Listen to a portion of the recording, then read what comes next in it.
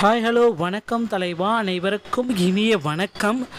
இன்றைக்கி நம்ம இந்த வீடியோவில் எது பற்றி பார்க்க போகிறோம் அப்படின்னு பார்த்தீங்கன்னா, தமிழகத்தில் டிஎன்பிஎஸ்சி குரூப் 4 உடைய ரிசல்ட் தேதி என்னைக்கு இருக்கும், ரிசல்ட் எப்போ வெளியிட போகிறாங்க, ரிசல்ட் குறித்து முக்கியமான அப்டேட் என்னவாக இருக்கும், எக்ஸாம் ரிசல்ட்டை ப்ரிப்ரேஷன்ஸ் எல்லாம் முடிஞ்சிருச்சா, காலியிட பணியிடங்கள் அதிகரிக்க போகிறாங்களா, மறுதேர்வு நடத்தப்பட வாய்ப்புகள் இருக்கா, 200க்கு 90 கேள்விகள் எடுத்தால் உங்களுக்கு பணி வாய்ப்பு கிடைக்குமா, இப்படி எல்லாமே பார்த்திங்கன்னா டிஎன்பிஎஸ்சியில் பல திருப்பங்கள் எல்லாமே நாளுக்கு நாள் வந்துக்கிட்டு தாங்க இருக்குது.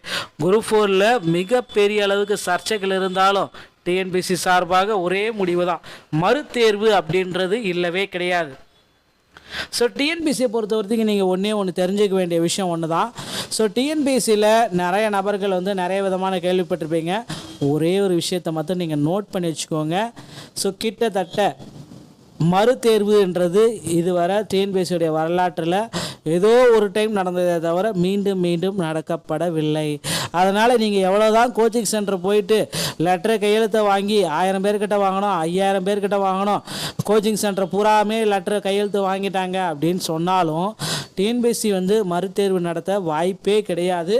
ஸோ இன்னொரு விஷயம், கோச்சிங் படித்தவங்களால் பார்த்தீங்கன்னா இந்த குரூப் 4 எக்ஸாமை சரிவர எழுத முடியவில்லை. இதுதான் 100% உண்மை. கோச்சிங் சென்டர் பார்த்திங்கன்னா மிகப்பெரிய அளவில் இருக்கிற கோச்சிங் சென்டரும் சரி, மிட்ரேஞ்சு லோ ரேஞ்சில் இருக்கிற கோச்சிங் சென்டராலும் சரி, படித்தவங்களால் யாருமே அவங்க கொடுத்த நோட்ஸை படித்தவங்களால் யாருமே இந்த ஆண்டு குரூப் 4 தேர்வை சரியாக எழுத முடியல, பாஸ் பண்ண முடியல, தமிழில் பாஸ் பண்ண முடியல மெயினாக. ஓகேங்களா? ஸோ இதுதான், இதை விட ஒரு பெரிய விஷயம் எதுவுமே இல்லை. ஆனால் வீட்டில் புக்கு எடுத்து Tamil book, so school book 6லேருந்து 12வது வரைக்கும் படித்த ஸ்கூல் புக்கில் படித்தவங்களால் மட்டும்தான் இந்த எக்ஸாமை கடக்க முடிஞ்சிருக்கு. ஓகேங்களா? ஸோ அதனால் பார்த்திங்கன்னா நீங்கள் கோச்சிங் சென்டர் போய் டைம் வேஸ்ட்டெல்லாம் பண்ணாதீங்க, ஸ்கூல் புக்ஸை வாங்கி படிங்கன்னு மட்டும்தான் நம்மளால் சொல்ல முடியும். ஸோ காசும் 15,000 கட்டுவீங்க, 20,000 கட்டுவீங்க, எல்லாமே திரும்ப வரும்னு பார்த்தா இப்படி தான் வரும். ஸோ உங்களால் பார்த்திங்கன்னா மதிப்பெண்கள் கம்மியாக வரும். ஸோ எல்லாமே பார்த்திங்கன்னா குரூப் 4ல் இந்த டைம் எதிர்பார்க்கப்பட்டது எல்லாமே தலைகீழாக மாறிடுச்சு. ஸோ டிஎன்பிஎஸ்சியை பொறுத்த வரைக்கும் வேகன்சிஸ் இன்க்ரீஸ் பண்ணுறது அப்படின்றது 100% சாத்தியமே. ஓகேங்களா? இது பல முறை நிகழ்ந்திருக்கு. டிஎன்பிஎஸ்சியுடைய வரலாற்றை எடுத்து திருப்பி பார்த்தீங்கன்னா உங்களுக்கு தெரியும். வேகன்சிஸ் பார்த்திங்கன்னா தேர்வுக்கு முன்னாடி வேகன்சிஸ் அனௌன்ஸ் பண்ணிவிட்டு அப்ளிகேஷன்லேயே அடுத்த ஒரு மாதங்களில் வேகன்சிஸ் இன்க்ரீஸு, திடீரென 5000 வேகன்சிஸ் இன்க்ரீஸ் பண்ணியிருக்காங்க, திடீரென 8000 வேகன்சிஸ் இன்க்ரீஸ் பண்ணியிருக்காங்க. ஸோ கிட்டத்தட்ட இந்த மாதிரி எல்லாமே நடந்திருக்கிறது சகஜம்தான். வேகன்சிஸ் இன்க்ரீஸை பொறுத்த வரைக்கும் ஒரு இயல்பான ஒன்று தான் டிஎன்பிஎஸ்சி குரூப் 4ல். நிச்சயமாக வேகன்சிஸ் இன்க்ரீஸ் இருக்கும், அதை பற்றி நீங்கள் ஒரி பண்ண வேணாம். வேகன்சிஸ் இன்க்ரீஸ் எவ்வளோ ஆகுதோ அதை பொறுத்து நமக்கு கட் ஆஃப் மதிப்பெண்கள் குறையும். ஸோ இந்த கம்யூனிட்டி வைஸாக கட் ஆஃப் மார்க்கு, உங்கள் கட் ஆஃப் மார்க் என்ன, எவ்வளோ கட் ஆஃப் மார்க் எல்லாமே பெற்றால் உங்களுக்கு பணி போக முடியும். இந்த ஆண்டு கட் ஆஃப் மார்க் குறையுமா குறையாதா, அது நீங்கள் இந்த வீடியோவில் நீங்கள் பார்த்தீங்கன்னாவே தெரியும். அதை பற்றி ஒரு சின்ன டீட்டெயில் நான் சொல்ல போகிறேன். ஸோ அதுதான் இப்போ 200க்கு எவ்வளோ கொஷின்ஸ் ரைட்டாக இருக்கணும். ஸோ கொஞ்சம் கட் ஆஃப் பார்த்திங்கன்னா கூடுதலாக தான் இருக்குது இந்த கட் ஆஃபு. ஸோ இதிலேருந்து பார்த்திங்கன்னா ஒரு 7லேருந்து 8 மதிப்பெண்கள் குறைக்கப்படுறதுக்கு தான் வாய்ப்பு இருக்கே தவிர இதிலேருந்து ஒரு மார்க்கு கூட ஏறுறதுக்கு வாய்ப்பே இல்லை. ஏன்னா நிறைய நபர்கள் இந்த கட் ஆஃபெல்லாம் வருமா, இதெல்லாம் வரதுக்கு வாய்ப்பே இல்லை, 165. ஆனால் ஒரு சில கோச்சிங் சென்டருக்கு சொல்கிறாங்க, நான் சொல்கிறேன் 165 வரத்துக்கு வாய்ப்பே இல்லை நாம் சொல்கிறோம். ஆனால் சில கோச்சிங் சென்டர், எங்கள் கோச்சிங் சென்டரில் 20 பேர் 180 கொஷின் ரைட்டாக இருக்குது, இப்படியெல்லாம் சொல்கிறாங்க. இதெல்லாம் நம்புற மாதிரியே இல்லை. அதனால் அந்த கட் ஆஃபை நீங்கள் ஒரி பண்ணிடுங்க, அவங்களோட பேச்சுக்களையும் நீங்கள் விட்டுறலாம். ஆனால் பார்த்திங்கன்னா இந்த கட் ஆஃப் இதுதான் நம்ம இறுதி கட் ஆஃப் அப்படின்னு சொல்லலாம். ஸோ இந்த இறுதி கட் ஆஃபை பொறுத்த வரைக்கும் கட் ஆஃப் கொஞ்சம் அதிகமாக தாங்க வரும். ஸோ ஆண்களுக்கு 165, பெண்களுக்கு 162, சிவி செலெக்ஷன் 163, எக்ஸ் சர்வீஸ்மேன் 160, ரெஸ்டிடியூட்டர் 160, அதர்ஸ் 160, பிஎஸ்டி 155ங்க. பிசி 26%, ஆண்களுக்கு 155, பெண்களுக்கு 150, சிவி செலெக்ஷன் 153, எக்ஸ் சர்வீஸ்மேன் 148, ரெஸ்டிடியூட்டர் 148, அதர்ஸ் 148, பிஎஸ்டிஎம் 145. பிசி முஸ்லீம் ஆண்களுக்கு 156, பெண்களுக்கு 155, சிவி 155, எக்ஸ் சர்வீஸ்மேன் 150, ரெஸ்டிடியூட்டர் 150, அதர்ஸ் 150, பிஎஸ்டிஎம் 148. எம்பிசி மற்றும் டிஎன்சி 20% இடஒதுக்கீடு, ஆண்களுக்கு 145, பெண்களுக்கு 140, CV selection 143, ex serviceman 138, ST2 138, others 138, PSTM 135. அடுத்து SC 15%, ஆண்களுக்கு 140, பெண்களுக்கு 135, CV selection 137, ex serviceman 131, destitute 130, others 130, PSTM 130. SCA 3%, ஆண்களுக்கு 128, பெண்களுக்கு 125, CV selection 125, ex serviceman 125, destitute 125, others 125, PSTM 125.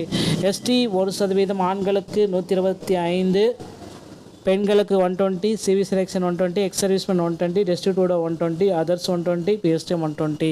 So 120 மதிப்பெண்கள் 200க்கு 120 எடுத்தாலே போதும், நிச்சயமாக பணி வாய்ப்பு கிடைக்கும். சிலருக்கு 90 எடுத்தாலும் பணி வாய்ப்பு கிடைக்குங்க. ஸோ டிஎன்பிஎஸ்சியுடைய ரிசல்ட் பொறுத்து நான் ஒரு சில அப்டேட் நான் சொல்கிறேன். தலைவர் பிரபாகர் அவர்கள் ரிரைவல் ரிசல்ட் நாங்கள் வெளியிடுவோம் அப்படின்றத குறிப்பிட்டு சொல்லிட்டாரு. ஸோ எப்போ ரிசல்ட் அப்படின்னு பார்த்தா இந்த செப்டம்பர் 20லேருந்து செப்டம்பர் 25க்குள்ளார ரிசல்ட்டு அதிகாரப்பூர்வமான இணையதளத்தில் நம்ம பெற்றுக்கொள்ள முடியும். ஸோ டிஎன்பிஎஸ்சி சம்பந்தமான செய்திகள் அனைத்தையும் உடனுக்குடன் பெற நீங்கள் நம்முடைய சேனலோட இணைந்திருங்கள். மீண்டும் ஒரு நல்ல தகவலோடு நான் உங்களை சந்திக்கிறேன். நன்றி, வணக்கம், தேங்க்யூ. ஹாய், ஹலோ, வணக்கம் தலைவா, அனைவருக்கும் இனிய வணக்கம். இன்றைக்கி நம்ம இந்த வீடியோவில் இதை பற்றி பார்க்க போகிறோம் அப்படின்னு பார்த்தீங்கன்னா, தமிழகத்தில் டிஎன்பிஎஸ்சி குரூப் 4 ரிசல்ட் தேதி என்னைக்கு இருக்கும், ரிசல்ட் எப்போ வெளியிட போகிறாங்க, ரிசல்ட் குறித்து முக்கியமான அப்டேட் என்னவாக இருக்கும், எக்ஸாம் ரிசல்ட்டை ப்ரிப்ரேஷன்ஸ் எல்லாம் முடிஞ்சிருச்சா, காலியிட பணியிடங்கள் அதிகரிக்க போகிறாங்களா, மறுதேர்வு நடத்தப்பட வாய்ப்புகள் இருக்கா, 200க்கு 90 கேள்விகள் எடுத்தால் உங்களுக்கு பணி வாய்ப்பு கிடைக்குமா, இப்படி எல்லாமே பார்த்திங்கன்னா டிஎன்பிஎஸ்சியில் பல திருப்பங்கள் எல்லாமே நாளுக்கு நாள் வந்துக்கிட்டு தாங்க இருக்குது. குரூப் 4ல் மிகப்பெரிய அளவுக்கு சர்ச்சைகள் இருந்தாலும் டிஎன்பிஎஸ்சி சார்பாக ஒரே முடிவு தான், மறுதேர்வு அப்படின்றது இல்லவே கிடையாது. ஸோ டிஎன்பிஎஸ்சியை பொறுத்த வரைக்கும் நீங்கள் ஒன்று தெரிஞ்சுக்க வேண்டிய விஷயம் ஒன்று தான். ஸோ டிஎன்பிஎஸ்சியில் நிறைய நபர்கள் நிறைய விதமான கேள்விப்பட்டிருப்பீங்க. ஒரே ஒரு விஷயத்தை மட்டும் நீங்கள் நோட் பண்ணி வச்சுக்கோங்க.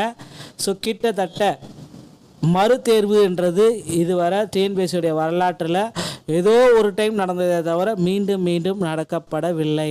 அதனால் நீங்கள் எவ்வளோ தான் கோச்சிங் சென்டர் போயிட்டு லெட்டரை கையெழுத்தை வாங்கி 1000 பேர்கிட்ட வாங்கணும், 5000 பேர்கிட்ட வாங்கணும், கோச்சிங் சென்டர் பூராமே லெட்டரை கையெழுத்து வாங்கிட்டாங்க அப்படின்னு சொன்னாலும் டிஎன்பிஎஸ்சி மறுதேர்வு நடத்த வாய்ப்பே கிடையாது. ஸோ இன்னொரு விஷயம், கோச்சிங் படித்தவங்களால் பார்த்தீங்கன்னா இந்த குரூப் 4 எக்ஸாமை சரிவர எழுத முடியவில்லை. இதுதான் 100% உண்மை. கோச்சிங் சென்டர் பார்த்திங்கன்னா மிகப்பெரிய அளவில் இருக்கிற கோச்சிங் சென்டரும் சரி, மிட்ரேஞ்சு லோ ரேஞ்சில் இருக்கிற கோச்சிங் சென்டராலும் சரி, படித்தவங்களால் யாருமே அவங்க கொடுத்த நோட்ஸை படித்தவங்களால் யாருமே இந்த ஆண்டு குரூப் 4 தேர்வை சரியாக எழுத முடியல, பாஸ் பண்ண முடியல, தமிழில் பாஸ் பண்ண முடியல மெயினாக. ஓகேங்களா? ஸோ இதுதான், இதை விட ஒரு பெரிய விஷயம் எதுவுமே இல்லை. ஆனால் வீட்டில் புக்கு எடுத்து Tamil book, so school book 6லேருந்து 12வது வரைக்கும் படித்த ஸ்கூல் புக்கில் படித்தவங்களால் மட்டும்தான் இந்த எக்ஸாமை கடக்க முடிஞ்சிருக்கு. ஓகேங்களா? ஸோ அதனால் பார்த்திங்கன்னா நீங்கள் கோச்சிங் சென்டர் போய் டைம் வேஸ்ட்டெல்லாம் பண்ணாதீங்க, ஸ்கூல் புக்ஸை வாங்கி படிங்கன்னு மட்டும்தான் நம்மளால் சொல்ல முடியும். ஸோ காசும் 15,000 கட்டுவீங்க, 20,000 கட்டுவீங்க, எல்லாமே திரும்ப வரும்னு பார்த்தா இப்படி தான் வரும். ஸோ உங்களால் பார்த்திங்கன்னா மதிப்பெண்கள் கம்மியாக வரும். ஸோ எல்லாமே பார்த்திங்கன்னா குரூப் 4ல் இந்த டைம் எதிர்பார்க்கப்பட்டது எல்லாமே தலைகீழாக மாறிடுச்சு. ஸோ டிஎன்பிஎஸ்சியை பொறுத்த வரைக்கும் வேகன்சிஸ் இன்க்ரீஸ் பண்ணுறது அப்படின்றது 100% சாத்தியமே. ஓகேங்களா? இது பல முறை நிகழ்ந்திருக்கு. டிஎன்பிஎஸ்சியுடைய வரலாற்றை எடுத்து திருப்பி பார்த்தீங்கன்னா உங்களுக்கு தெரியும். வேகன்சிஸ் பார்த்திங்கன்னா தேர்வுக்கு முன்னாடி வேகன்சிஸ் அனௌன்ஸ் பண்ணிவிட்டு அப்ளிகேஷன்லேயே அடுத்த ஒரு மாதங்களில் வேகன்சிஸ் இன்க்ரீஸு, திடீரென 5000 வேகன்சிஸ் இன்க்ரீஸ் பண்ணியிருக்காங்க, திடீரென 8000 வேகன்சிஸ் இன்க்ரீஸ் பண்ணியிருக்காங்க. ஸோ கிட்டத்தட்ட இந்த மாதிரி எல்லாமே நடந்திருக்கிறது சகஜம்தான். வேகன்சிஸ் இன்க்ரீஸை பொறுத்த வரைக்கும் ஒரு இயல்பான ஒன்று தான் டிஎன்பிஎஸ்சி குரூப் 4ல். நிச்சயமாக வேகன்சிஸ் இன்க்ரீஸ் இருக்கும், அதை பற்றி நீங்கள் ஒரி பண்ண வேணாம். வேகன்சிஸ் இன்க்ரீஸ் எவ்வளோ ஆகுதோ அதை பொறுத்து நமக்கு கட் ஆஃப் மதிப்பெண்கள் குறையும். ஸோ இந்த கம்யூனிட்டி வைஸாக கட் ஆஃப் மார்க்கு, உங்கள் கட் ஆஃப் மார்க் என்ன, எவ்வளோ கட் ஆஃப் மார்க் எல்லாமே பெற்றால் உங்களுக்கு பணி போக முடியும். இந்த ஆண்டு கட் ஆஃப் மார்க் குறையுமா குறையாதா அது நீங்கள் இந்த வீடியோவில் நீங்கள் பார்த்தீங்கன்னாவே தெரியும். அதை பற்றி ஒரு சின்ன டீட்டெயில் நான் சொல்ல போகிறேன். ஸோ அதுதான் இப்போ 200க்கு எவ்வளோ கொஷின்ஸ் ரைட்டாக இருக்கணும். ஸோ கொஞ்சம் கட் ஆஃப் பார்த்திங்கன்னா கூடுதலாக தான் இருக்குது இந்த கட் ஆஃபு. ஸோ இதிலேருந்து பார்த்திங்கன்னா ஒரு 7லேருந்து 8 மதிப்பெண்கள் குறைக்கப்படுறதுக்கு தான் வாய்ப்பு இருக்கே தவிர இதிலேருந்து ஒரு மார்க்கு கூட ஏறத்துக்கு வாய்ப்பே இல்லை. ஏன்னா நிறைய நபர்கள் இந்த கட் ஆஃபெல்லாம் வருமா, இதெல்லாம் வரதுக்கு வாய்ப்பே இல்லை. 165. ஆனால் ஒரு சில கோச்சிங் சென்டருக்கு சொல்கிறாங்க, நான் சொல்கிறேன் வந்து 165 வரத்துக்கு வாய்ப்பே இல்லை நாம் சொல்கிறோம். ஆனால் சில கோச்சிங் சென்டர், எங்கள் கோச்சிங் சென்டரில் 20 பேர் 180 கொஷின் ரைட்டாக இருக்குது இப்படியெல்லாம் சொல்கிறாங்க. இதெல்லாம் நம்புகிற மாதிரியே இல்லை. அதனால் அந்த கட் ஆஃபை நீங்கள் ஒரி பண்ணிடுங்க, அவங்களோட பேச்சுக்களையும் நீங்கள் விட்டுறலாம். ஆனால் வந்து பார்த்திங்கன்னா இந்த கட் ஆஃப் வந்து இதுதான் நம்ம இறுதி கட் ஆஃப் அப்படின்னு சொல்லலாம். ஸோ இந்த இறுதி கட் ஆஃபை பொறுத்த வரைக்கும் கட் ஆஃப் கொஞ்சம் அதிகமாக தாங்க வரும். ஸோ ஆண்களுக்கு 165, பெண்களுக்கு 162, சிவி செலெக்ஷன் 163, எக்ஸர்வீஸ்மேன் 160, ரெஸ்டிடியூட்டர் 160, அதர்ஸ் 160, பிஎஸ்டி 155ங்க. பிசி 26%, ஆண்களுக்கு 155, பெண்களுக்கு 150, சிவி செலெக்ஷன் 153, எக்ஸர்வீஸ்மேன் 148, ரெஸ்டிடியூட்டர் 148, அதர்ஸ் 148, பிஎஸ்டி 145. பிசி முஸ்லீம் ஆண்களுக்கு 156, பெண்களுக்கு 155, சிவி 155, எக்ஸர்வீஸ்மேன் 150, ரெஸ்டிடியூட்டர் 150, அதர்ஸ் 150, பிஎஸ்டி 148.